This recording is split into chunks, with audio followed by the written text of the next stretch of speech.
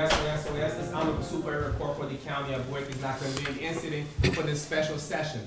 The Honorable Judge Bryan Collins, President presiding. OS, God save the citizens, Honorable Court. Please be seated. Remain quiet. Check all cell phone. Make sure they're on silent. Good afternoon, Your Honor. Good afternoon, Mr. Sheriff. Good afternoon, everybody. I want to welcome all of you to this special session of the Wake County Superior Court.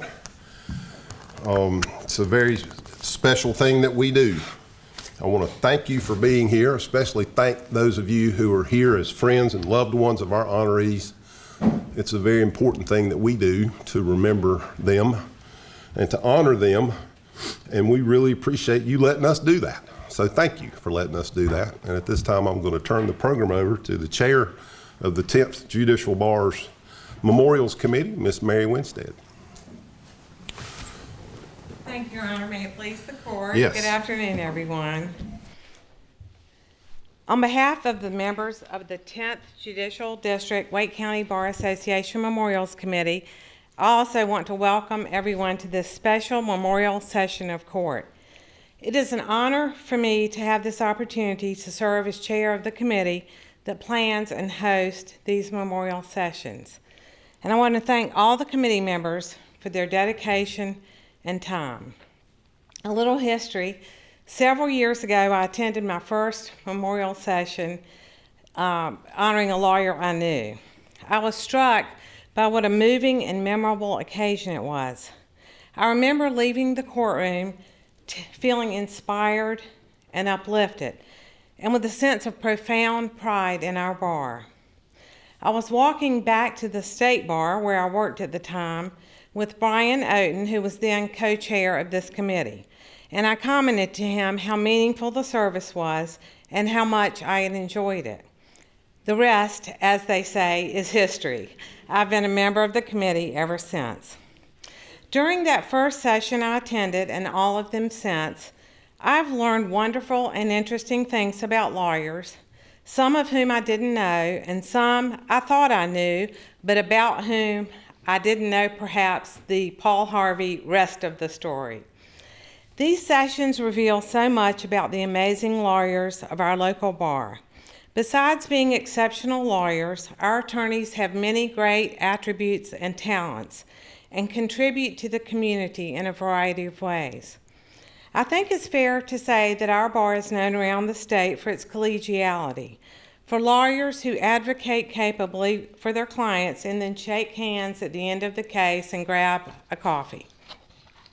It is in that same spirit that in this space we gather to remember your family members and our deceased brothers and sisters in the law and pay them homage. After all, many of your loved ones likely spend as much time with other lawyers and in these courtrooms as with their families. And so it is fitting that we pay them tribute in this place in a special session of court. Today, we collectively pause from the business of meting out justice in these courtrooms and all that comes with that to honor attorneys who are no longer with us, but who have each left a legacy that we want to pay tribute to. On behalf of the Memorials Committee, I want to thank you, the families of our honorees, for sharing them with us and for allowing us to honor them. Good afternoon, everyone. Thank you for being here today, and most particularly, thank you to those family members of those whose legacies we honor today. Well, this moment is momentous and it's important because of the legacy upon which our profession is built. The four lawyers whose memories we honor today, their contribution to our state and to our profession was both broad and deep. And on behalf of the bar, I'm grateful to the court for its continued support of the role of this committee. Again, thank you to each of you for being here today. Our first honoree is former Supreme Court Chief Justice I. Beverly Lake, and he will be remembered by Eugene Boyce.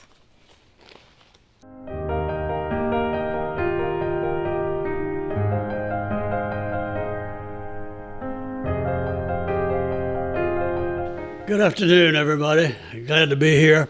I'm Eugene Boyce. I practiced law here in Raleigh for more than 50 years, at least tried to. I had the great privilege to practice law with my very good friend, Justice Beverly. And on behalf of the Lake family, it's an honor to remember my friend and their great father and grandfather. Justice Lake was born in the road just up US 1 in Wake Forest in 1934. The family lived together, and Judge Lake's father was Justice Lake, who was then a professor at Wake Forest College and law school. In his teenage years, Justice Lake was a Boy Scout, became an Eagle Scout in the group he was with.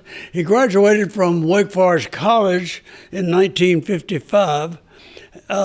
That was shortly after the Korean War, and we were all subject to the draft then. Although the war had ended, the draft was still in effect. And he served in the Army from 1956 to 1958, and then came back to Wake Forest to obtain his law degree. Later in life, Justice Lake received an honorary Doctor of Law degrees from Campbell University and one from the University of North Carolina.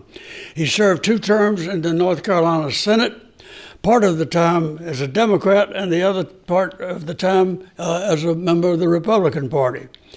He served as Assistant Attorney General for the North Carolina Department of Justice, and he served as a legislative liaison for Governor Jim Martin. Justice Lake was a special Superior Court judge in 1985 and was the nominee on the Republican Party for governor in 1980 it was. In 1982, Governor Martin appointed Beverly, if I call him that every now and then, to the Supreme Court in North Carolina, and in 2000, he was elected Chief Justice of the Court and served in that capacity for 5 years, from 2001 to 2006. In the early 2000s, Justice Lake was the founder and chairman of the North Carolina Center on Actual Innocence, which led to later to the creation of the state agency, which became called the North Carolina Innocent Inquiry Commission.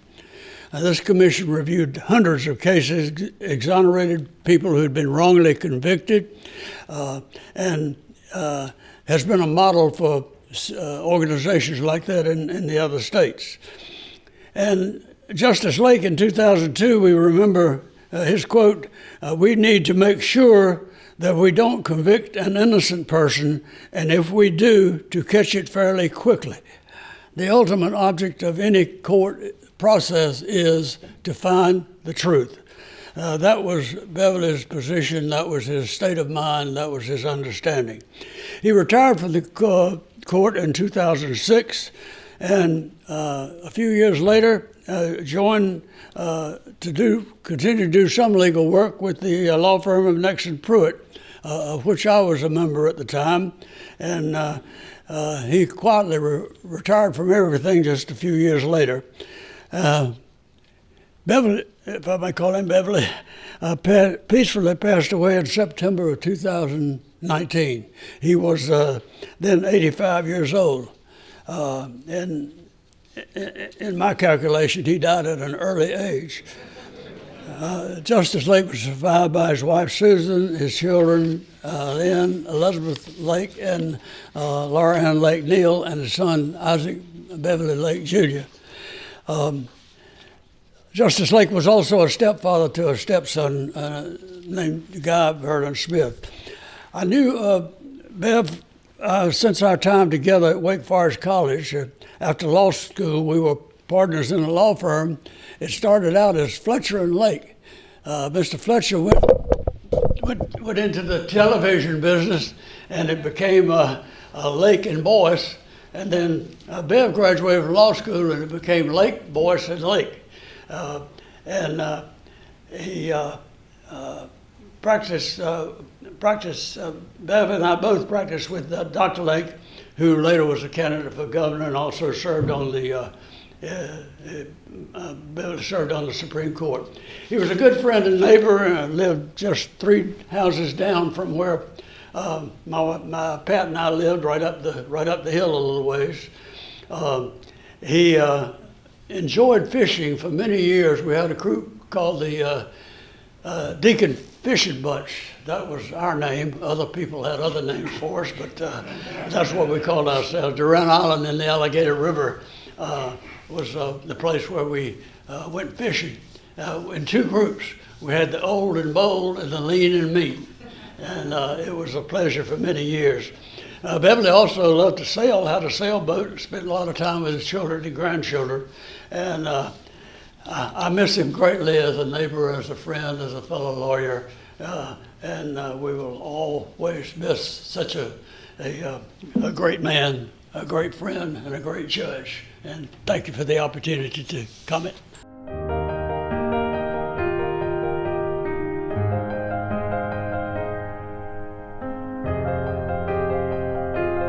Our next honoree is Gary Lester Presnell, and he will be remembered by, who's first?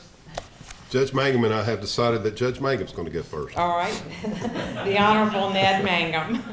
Folks, good afternoon. I just want to say how much of an honor it is that I get to speak about our good friend Gary Presnell.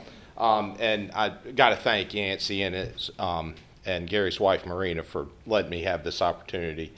I like to think about Gary and the advice he would give people here. So I've come up with a list of 10 things that Gary would say to us right now if he were standing here. The first thing is something about lawyers, and somebody's already mentioned this, but never forget that you're not always going to have the facts and law on your side. You're might win a case today and might lose it tomorrow, but always shake hands after what you're doing in a case. Never forget that. The second thing is get to know the lawyers. Gary was fantastic about getting to know the people that he worked with down here in this courthouse. He would have the parties in his backyard where you'd have clerks and DAs and public defenders and judges, and that was so much fun to have those times. And Marina, I've got to thank you and Yancey for letting us do all that. I know that was an imposition on y'all having 150 people in your backyard at his house, but Gary just loved having people around him. And the third thing I'd challenge all of us to do, and the advice he'd give us, is to pay for memories and not stuff. And think of it like this. Travel this world. Gary did not care about fancy clothes, as you can see. Didn't care about fancy cars and all that sort of stuff. He cared about spending money on travel and going around this globe and seeing and meeting the people that are out there. So he used to spend a lot of time in Southeast Asia and loved going over there. And I was lucky enough to go with Duncan McMillan, who's sitting back here with us, Gary, George Latham, and Mark Perry to Thailand, Cambodia, and the Philippines. And that's a trip that's going to teach you to see this world out of a different lens. And that's the next thing with Gary is I challenge all of you to see this world in a different way and through a different lens. And I don't mean just like your neighbor or the different political party. I challenge you to think about this world like somebody might think about it on the other side of this globe.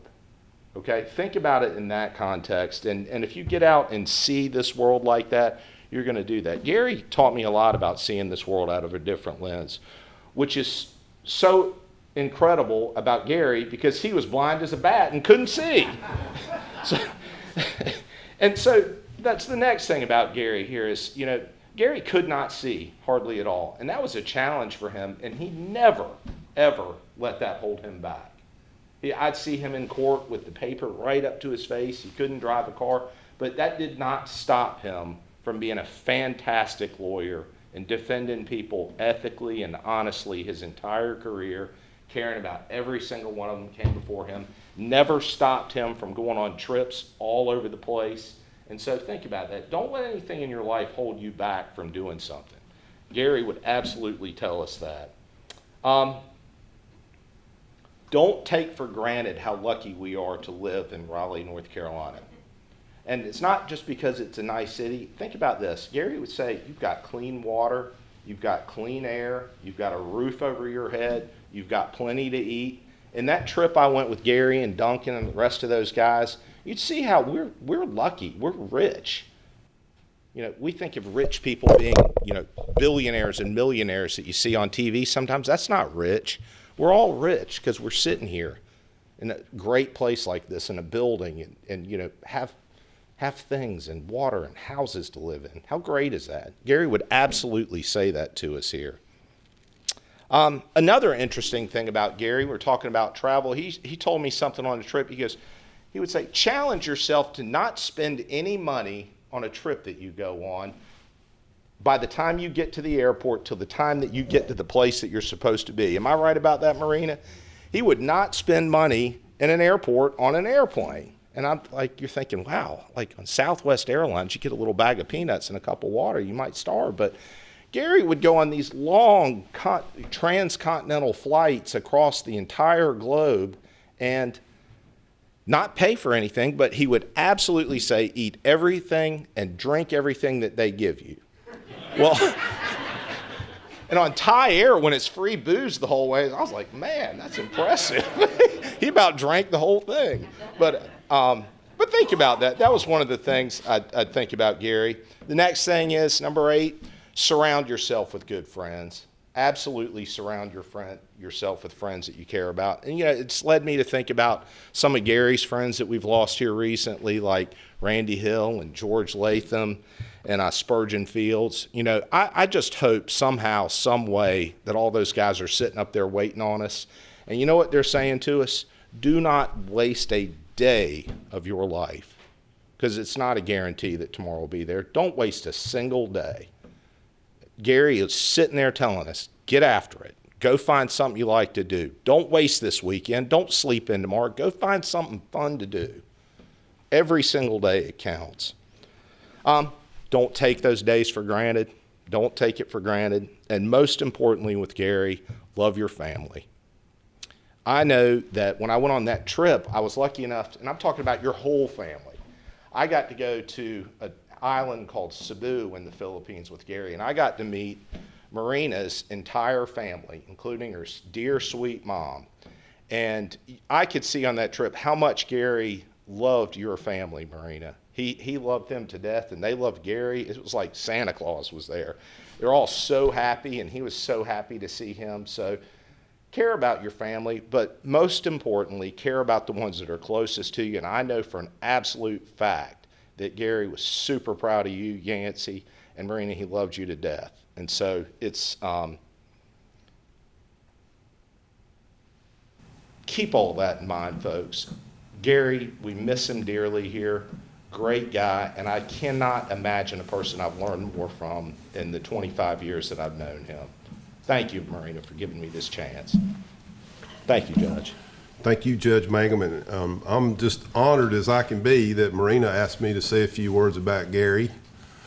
And the impressions about, look at Gary. There was no pretense to that man whatsoever. And yet, he was one of the best trial lawyers who ever appeared in front of me.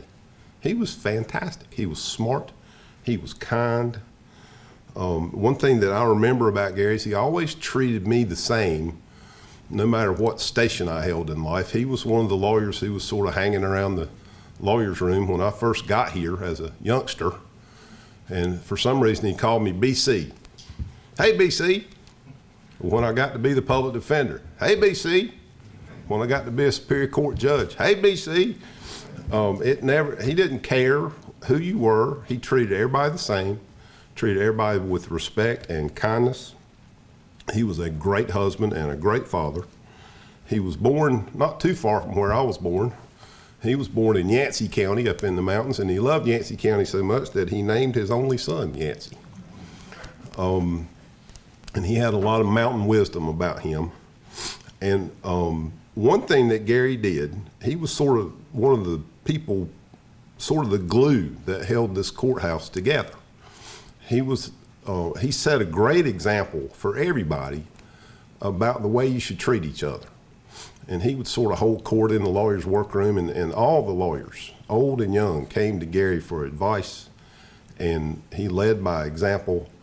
And I can't think about Gary without smiling. He was just a really great guy, and we miss him a lot. And Marina and Yancey, thank you for sharing him with us all those years.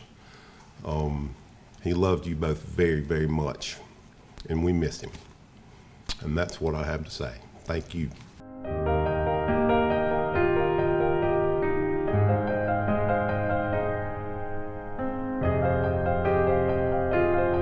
Our next honoree is Melanie Wade Goodwin, and she will be remembered by Commissioner Wanda Taylor. Hello, everybody. I was super excited to have the opportunity to remember and honor Melanie Wade Goodwin. She was a magnificent woman, and she lives in my heart and in the hearts of many people today as if she had never left us. I don't get nervous, but I'm nervous today because I want to do her justice. So the thing about Melanie was she was so much more than her achievements and her honors and her accolades, though they were many.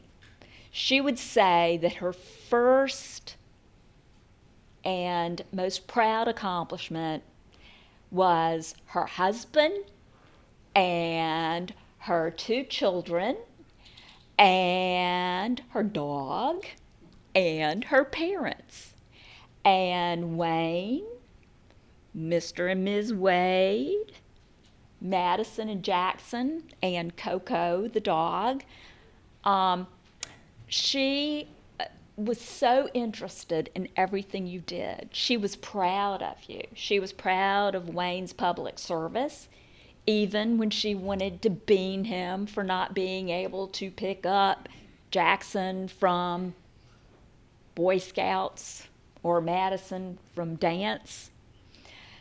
She was not one to very easily accept help, and so she both loved her parents for helping her and wanted to bean them for offering to help. Melanie was complicated, and it's because she cared. She was deep, and by deep, I don't mean no fun. She was a strong believer in big hair, thank you notes, manners. She and I went to a class on how to determine your spirit animal. We had a lot of fun. We laughed and laughed until we cried. Sometimes when things weren't going well, we cried and cried until we laughed. And she was an inspiration. Now, I don't want to shortchange her many accomplishments just because I value her character so much. She has her own Wikipedia page, for one thing. Who else does? I don't. She started out working at the North Carolina Council for Women, and she was an advocate for women and children, particularly disadvantaged and abused ones. That will sound familiar to you who know her because she was always an advocate for somebody 24/7. She then went back to law school at Campbell. Then she was very brave and very bold and opened her own law firm in Hamlet and Rockingham to do the bravest thing of all, represent people in domestic issues. She was fearless and bold, and she always did the work to undergird what she did with knowledge and substance and attention. She cared about everybody she represented. She cared about the bar and their reputation. She could become a ferocious lion if somebody was taking advantage of someone, or if someone was taking advantage of their position or their contacts. I admired that about her. She ran and achieved in circles that not everyone gets into. And rather than being cowed by that, she was honored by it. She earned her right through expertise and diligence to be there, and she required the professionalism and integrity from others that she brought herself. And Miss Manners with the big hair and the thank you notes would challenge anyone at any time who seemed to be doing something that was not stand up, kosher, and full of integrity. And for that, I respected her very much. Melanie then served 3 terms in the North Carolina House of Representatives. It takes some big courage to be a politician and a lot of perseverance. She did it. She followed Wayne in the Hamlet-Rockingham district, and she took her desire to take care of people with her there. She learned everything. She learned the rules, the committees, the hallway, the secret code to the toilet paper, you name it, she learned it. And she used it. And she worked cleaning the sink if it needed it, or advocating for women. And she did it fearlessly. And she did it to legislative leaders. She did it to business leaders. She did it to community leaders. And she never had to worry because she was the same person every day to everyone. And it did not matter if the person was picking up the trash, cleaning the ladies' room, answering the phone, or running the joint.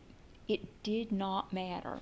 She was interested, she cared, she had empathy and compassion, and she was fearless and fierce if there were problems. One time when Melanie was ill, and I don't want to define her by her illness because she was so much more, and her fierceness and her love of life and people and her family and her interest in justice, I think kept her going a long time. She wanted to be here to take care of her family. She also wanted to be here to take care of the world. But one of the times when she was taking chemo, she and I were engaged in a little battle on behalf of some issues at the Industrial Commission together. And she came to the Industrial Commission after the legislature as the deputy commissioner. And that's where I got to know her. I had met her several times, but that's where I really got to know her. And she said, and one of the things she said, well, do you think I can do this? And I'm like, oh, yes, absolutely, considering what you've done already. I mean, you're a mother, you're a politician, you're a domestic lawyer. I think so. I think you can. I mean, do you want to? You know, that's my only question. But she did, and she did a great job, and she became an expert, and she became someone that other people went to. And she required professionalism from everyone, be it commissioner, be it politician, or be it a litigant who came in off the street. And she paid attention and listened to everybody. But in this crusade we were in, Melanie had a wig. And we had gone and searched for that wig. We tried on wigs for like half a day. And we were in the middle of something, and she was getting irate because somebody wasn't being courageous and honest. And in the middle of this argument, she, in all of her rage, yanked that wig off and said, I have had enough. And she had. And I loved her for it. And so did everybody else. When I mentioned that I had the honor of talking about Melanie, or any time I mention her, I always hear, she is so warm. She was so kind. And the thing is, she was, and she was real. And she might not even care for you that much, but she had compassion if you had a problem or if you were not happy. it didn't matter how much she disagreed with you, or even maybe wasn't that crazy about you. She really felt it. But the thing was, she was real, because she wasn't crazy about everybody. And she didn't suffer fools gladly.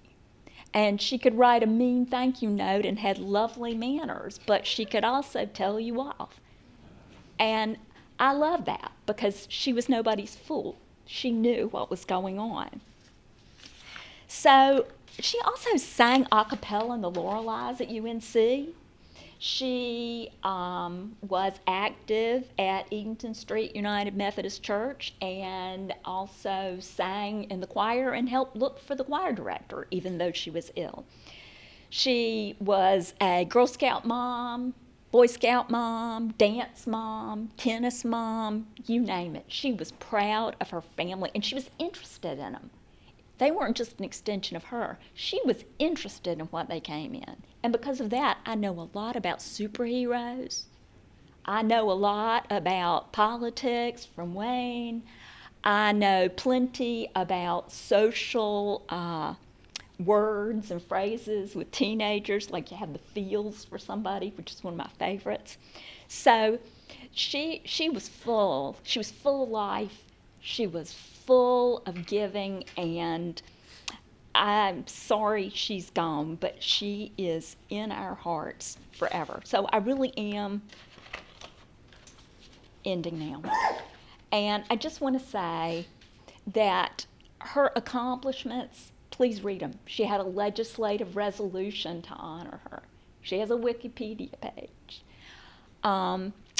But the thing was, with all that, she was just a real, solid, genuine, caring, warm, real, solid human. And Melanie, I still try to text you every few days, because I think of her so much. She's so much a part of me that she's not gone. She's just not with me. And I want her to know, and you to know, and her family to know that she lives on in our hearts, and her contribution to her community, not least in the wonderful family that she leaves behind, and the children that she helped mold to be solid just like her, but in the way she lifted us all to be more moral, more ethical, more empathetic, and better people. Thank you again for asking me, Wayne.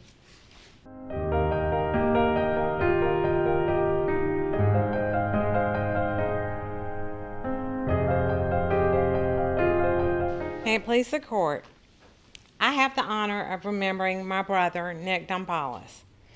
I also have the honor of being Nick's favorite and only sister. Nick was a great older brother to our brother Paul and me. I retired 17 days before Nick passed away, and Nick was right there at my retirement party. Nick left us before he had a chance to retire and let us celebrate him. So I'm hoping today to do him proud.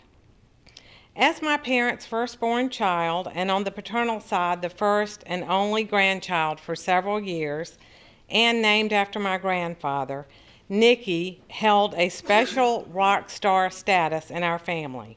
He had many doting and adoring him. Nick attended Hugh Morrison High School and then went to prep school at St. Christopher's in Richmond. He graduated from Hampton-Sydney College and then attended law school at Wake Forest and graduated from there in 1975. One of the remarkable things about Nick was that he was a friend magnet. He was like the Pied Piper, and at the time of his death in 2020, he had good friends from all of these schools that he was still in touch with. It was really quite remarkable. Nick started out his legal career as an assistant district attorney in Wake County under then District Attorney Burley Mitchell. Now, you may wonder what kind of upbringing we had that resulted in two of us starting our careers as prosecutors. Some of you know that our mother passed away last month. In looking through her files, I found one labeled miscellaneous. And in that file, I found the typewritten in 1964 rules governing 312 Poplar Street that included draconian directives such as Mary and Nikki will practice their music every day. There will be no exceptions. And this, my favorite, Nikki will have no telephone calls during the week. I never spent much time thinking about what Nick was like as a lawyer in those early days. After Nick's death, I received a beautiful letter from Fred Morlock. Fred had memories of Nick back in those days when Fred started practicing law.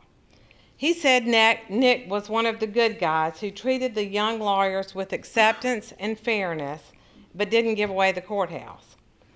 Fred opined that Nick was an accomplished trial lawyer and recalled a capital case that he watched Nick try in the late 1970s. Attorney Bill Merriman was on the other side. During that case, Nick and Bill developed a mutual respect for each other. After the trial, Bill asked Nick to join him, and Nick accepted. And it was out of that relationship that the firm was formed that eventually became what is now Nichols and Crampton, where Nick spent the remainder of his career. Let me just tell you, I can say without reservation that in my nearly 40 years of prosecuting, no defense attorney I tried a case against ever asked me to be on their team. Nick loved and cared deeply about everyone in the law firm. The members of the firm were more than colleagues to him, they were family. And during his illness, the firm was so supportive of Nick, and we are eternally grateful. Professionalism was the hallmark of Nick's career. Nick cared deeply about his clients, and he worked hard to advocate for them. He was always prepared for court, studying the law, studying the facts, studying the judge, studying the jury, whatever it took. Nick also practiced domestic law, where I'm sure there was sometimes the temptation to be less than civil. It amazed me how courteous Nick was to all the other lawyers. Nick took the high road. He played fair and by the rules and never sacrificed his principles or his character. He truly embodied all that the word professionalism encompasses. Now, I will share with you that when I was a baby ADA and Nick was a criminal defense attorney, we did try 2 cases against each other. I won one, he won one, things got a little tense, and that was that. Nick was a teacher. Several attorneys have shared with us that they credit Nick's guidance and mentorship with them becoming lawyers and achieving success. Nick also cared about and respected the older lawyers. I well recall, and some of you will too, that he would pick up the elderly members of the bar and take them to bar meetings and socials or take them one of his great home-cooked meals. Most folks were probably too consumed with their own lives to even think of such, but not Nick. Nick had a passion for helping others. When I spent a day at Duke Hospital with him after his transplant, I was struck by something that occurred to the point that I took out my phone and videoed it. 2 medical residents came around to see Nick. Before too long, Nick was spouting off to them everything he could think of about his disease and his treatment. Here was a man in a fight for his life, literally teaching the residents so that they could help others. That was classic Nick. Nick gave his time contributing to the profession. He was elected as a state bar counselor and served 9 years with membership on several key committees. Nick was accomplished at a lot of things, but I think the thing he was most passionate about, the thing that gave him the greatest joy and the excelled at beyond comparison was being a father. From the time each of Nick's children was born, Helen, Anna, Caroline, and John, Nick was a father extraordinaire, and he was also the soulmate of his wife, Melissa. I can't tell you how many people independently recollect that Nick made them feel like they were the only person in the room. It is absolutely amazing how many people have expressed that Nick was the kindest person they have ever known. Wow. In the book of Micah, we're told that the Lord requires that we do justice, love mercy, and walk humbly with God. I witnessed and have heard from others that these precepts guided Nick's law practice and the way he lived his life. He had a strong and abiding faith in God.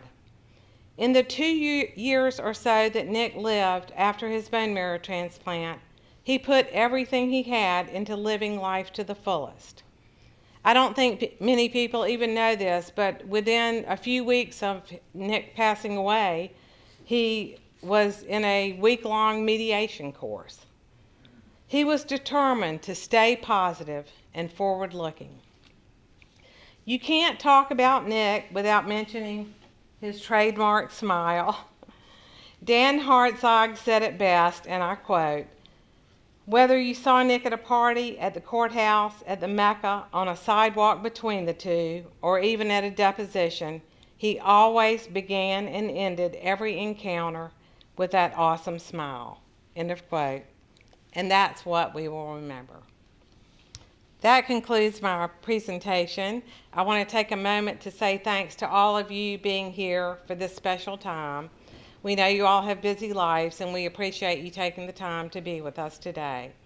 Thank you to Judge Collins and to Wake County Clerk of Court Blair Williams for their leadership in making this session a reality.